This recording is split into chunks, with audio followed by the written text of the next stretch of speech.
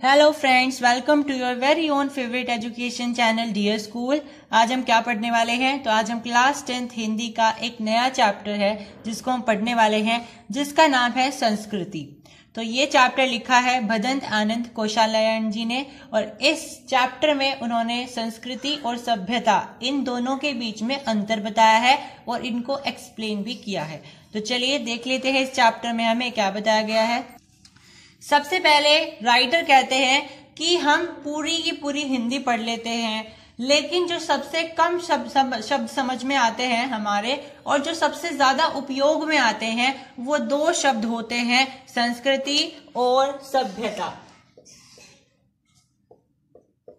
ये ऐसे दो शब्द होते हैं जो कि हमारी जीविका, हमारे दैनिक जीवन से जुड़े हुए होते हैं। और जब हम कोई भी चीज पढ़ रहे होते हैं, जब हम किसी भी चीज का ज्ञान एक्वायर कर रहे होते हैं, तो हमें इन दो शब्दों की मुलाकात हमसे जरूर होती है, और लेकिन हमें इनके बीच में अंतर नहीं पता चल पाता है। यानी कि ये ऐसे दो शब्द होते हैं जो बहुत ज्यादा प्रयोग होते हैं लेकिन बहुत कम समझ में आते हैं। अब राइटर बताना स्टार्ट करते हैं कि भाई संस्कृति क्या होता है और आपकी सभ्यता क्या होती है। तो मैं आपको बता दूं, फिर उसके बाद जो राइटर ने एग्जांपल्स दिए हैं उसके माध्यम से हम इनको डिस्क्रिप्टिव फॉर्म में एलेबोरेट करना स्टार्ट करेंगे। सबसे पहली बात है संस्कृति।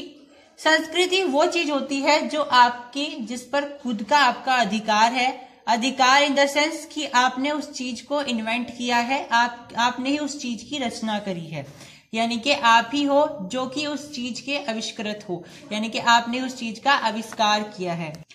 एग्जाम्पल के लिए किसी ने कपड़े बनाए होंगे, तो जो सबसे पहला इंसान होगा जिसने कपड़े बनाए थे वो कौन हुआ? वो हमारा संस्कृति हुई। यानी कि उसने क्या किया?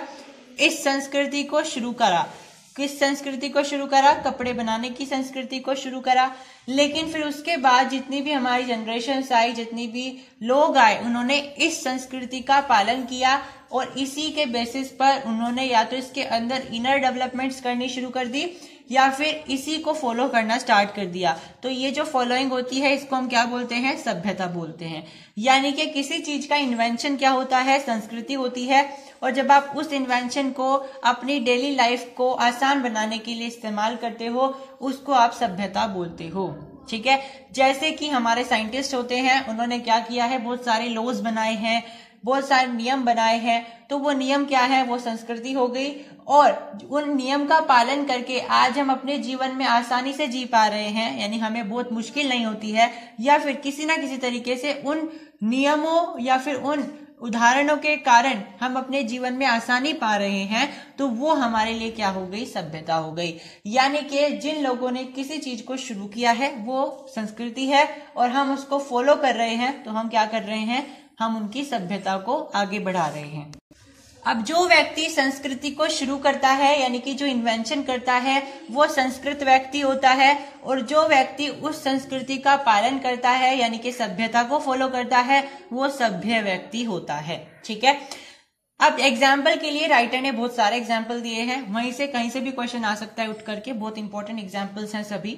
सबसे पहला एग्जाम्पल है सुई धागे का। यानी कि वो पहला इंसान जिसने ये दिमाग लगाया होगा कि भाई एक सुई धागे से हम कपड़े बना सकते हैं, और उन कपड़ों को हम सर्दी, गर्मी या फिर भीषण जो हमारे इन्वायरमेंट में सीजन्स होते हैं, मौसम होते हैं, उनसे बचने के लिए हम अपने आप को बचाने के लिए यूज कर सकते हैं।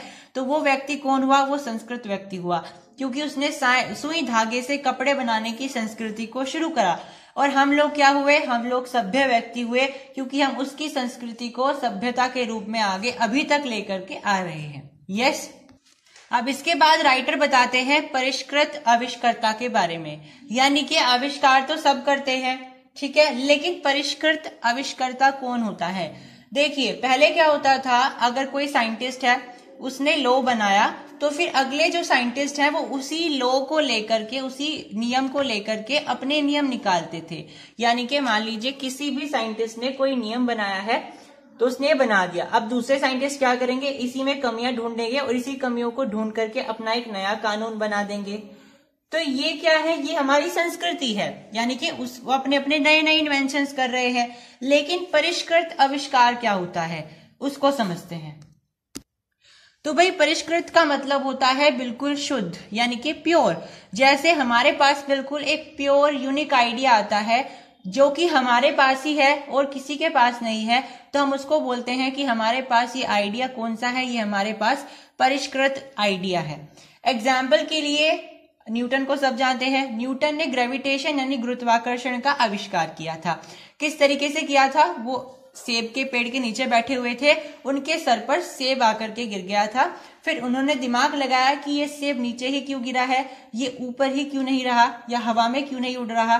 तो उन्होंने फिर ये पता किया कि अर्थ का जो सेंटर होता है वो उसको अट्रैक्ट कर रहा होता है अपनी ओर, इसीलिए जितनी भी छोटे मास की कम वजन की चीजें होती हैं वो अर्थ के ऊपर आकर के गिर जाती हैं अगर वो अर्थ के मैग्नेटिक फील्ड के अंदर हैं। यस, अभी आपको ये समझना नहीं है, साइंस की बात है, बट मैंने आपको एग्जांपल से बताया। तो न्यूटन वो पहले इंसान थे जिन्होंने ग्रेविटेशन के बारे में एक प्योर थिंकिंग रखी, उससे पहले किसी ने नहीं रखी होगी शायद। तो हमें जो किताबों में है वो तो यही है। तो न्यूटन ही सबसे पहले इंसान थे जिन्होंने ग्रेविटेशन यानी कि गुरुत्वाकर्षण के बारे में स्टडी करा था। यस, तो यहाँ पे जो उनकी थिंकिंग थी वो कैसी हो गई? वो परिष्कृत हो गई, यानी कि बिल्कुल प्योर हो गई, बिल्कुल यूनिक हो गई। तो उनका जो ग्रेविटेशन का आविष्कार था या खोज थी, उस खोज को हम क्या बोलेंगे? परिष्कृत खोज या परिष्कृत आविष्कार बोलेंगे। और न्यूटन यहाँ पे कौन हो गए? परिष्कृत आविष्कर्ता। यस, तो जिस व्यक्ति में पहली चीज जितनी अधिक व जैसी परिष्कृत मात्रा में होगी वह व्यक्ति उतना ही परिष्कृत आविष्कर्ता होगा। क्लियर? तो न्यूटन यहाँ पे परिष्कृत आविष्कर्ता तो है, लेकिन अगर हम ब्रॉडली देखें तो न्यूटन क्या है? एक संस्कृत व्यक्ति है। उन्होंने गुरुत्वाकर्षण का आविष्कार करके एक संस्कृति को बनाया और हम लोग उसी लॉ को, उसी कानून को फॉलो करते हुए हम अपनी डेरिवेशंस निकालते हैं, अपनी कैलकुलेशंस करते हैं। तो हम कौन हुए? हम सभ्य लोग हुए, क्योंकि हम उसी सभ्यता पे चलते आ रहे हैं।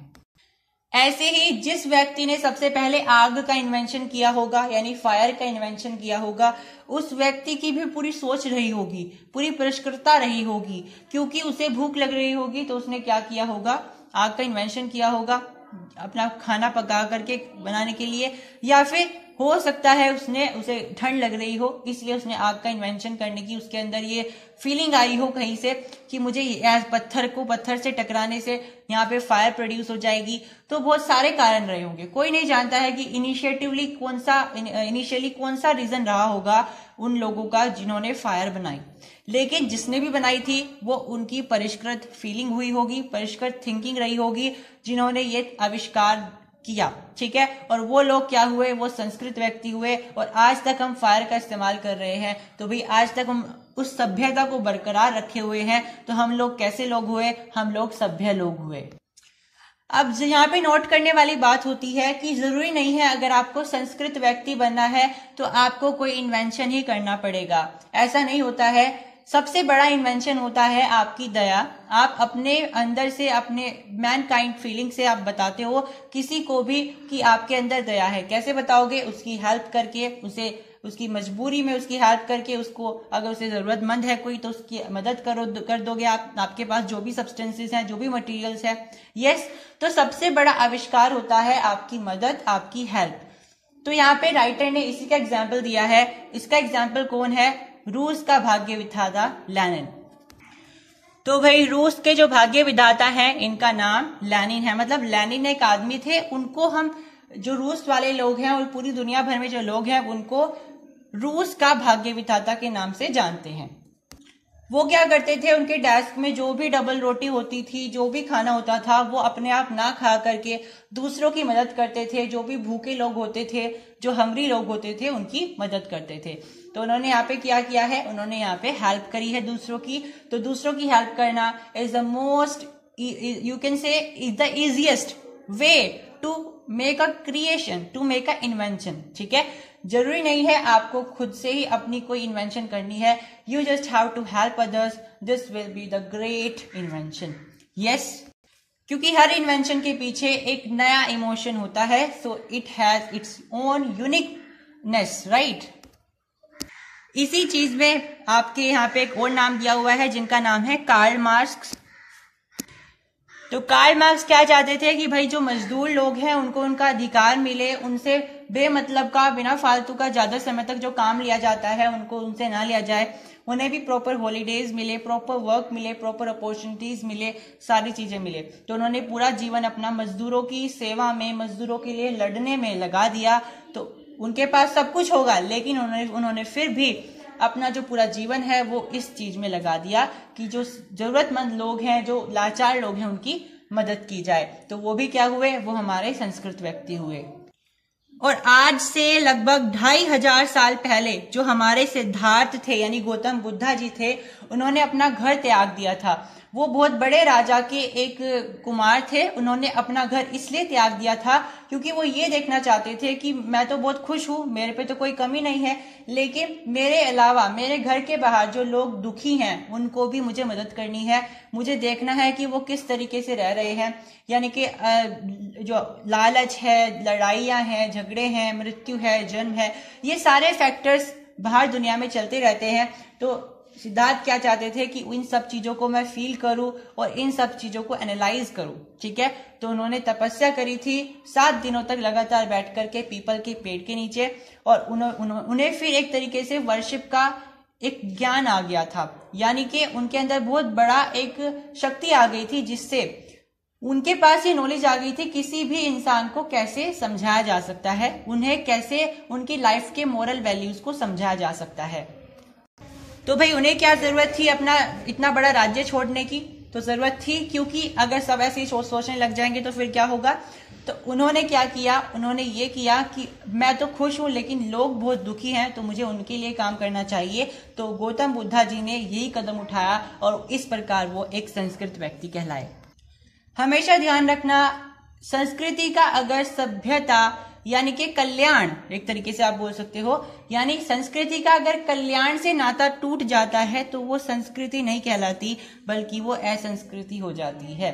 यानी मैंने आपको बताया था इन्वेंशन अगर आपने किया तो वो संस्कृति होगी, लेकिन अगर कल को किसी ने ऐसा इन्वेंशन कर दिया जो दूसरों के लिए खतरनाक हो गया। यस, आजकल तो साइंस की इतनी बड़ी टेक्नोलॉजी है, किसी ने अगर कोई वायरस पैदा कर दिया जानबूझ करके, कोई भी परमाणु बम पैदा कर दिया, बना दिया, तो उससे क्या होगा, बहुत खतरनाक होगा। यानी कि किसी का कल्याण नहीं होगा बल्कि सबका नुकसान होगा, वो दूसरों को हार्म करने के लिए बनाया जाएगा। तो यहाँ पे इस इन्वेंशन के पीछे एक ऐसा पर्पस है ही नहीं कि किसी का कल्याण करना है। इसके पीछे का पर्पस है दूसरों को हानि पहुंचाना, दूसरों को हार्म करना। तो ऐसे इन्वेंशंस को आप संस्कृति ना बोल करके असंस्कृति बोलोगे। यानी कि केवल इन्वेंशन संस्कृति नहीं होते हैं, वो इन्वेंशन संस्कृति होंगे जिनके पीछे कल्याण करने की भावना होगी। यानी कि वो सारे के सारे आविष्कार जो कि किसी का कल्याण करने की भावना से बनाए गए होंगे, वो ही आपके संस्कृत आविष्कार होंगे, यानी कि संस्कृति की लिस्ट में आएंगे। तो यहाँ पे हमारा लेसन होता है खत्म। Hope you have understand all the factors कि किस तरीके से संस्कृति होती है, किस तरीके से हमारा सभ्यता काम करती है। दोनों एक दूसरे से अलग अलग चीजें होती हैं, लेकिन दोनों की दोनों एक दूसरे के कोऑर्डिनेशन में काम